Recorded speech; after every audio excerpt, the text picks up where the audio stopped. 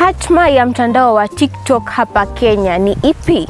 Wengi wamechanganyikiwa na habari kwamba huenda baadhi ya maudhui yasipatikane au yadhibitiwe zaidi. Na hii inatokana na mipango ya bunge la Kenya kuanzisha sera kali za udhibiti. Hii si marufuku ya TikTok kama ilivyofanyika kwa nchi zingine. Badala yake, Kenya inataka kusawazisha maslahi ya usalama wa kitaifa, maadili ya umma pamoja na faida za vijana wanaotengeneza content nchini Kenya.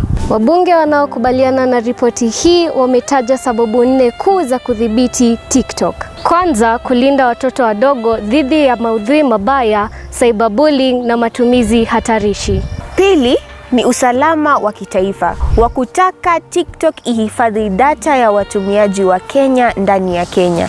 Kupambana na udanganyifu pamoja na propaganda, hasa uchaguzi wa mwaka 2027 unapokaribia, ni sababu ya 3. Kisha kupunguza matumizi mabaya ya akili mnemba, yani AI. Kwa sasa mamilioni wa Kenya wako kwenye TikTok kila siku. Ndiyo maana tunauliza, unafikiri ni sawa kwa TikTok kudhibitiwa au unapinga mpango huo?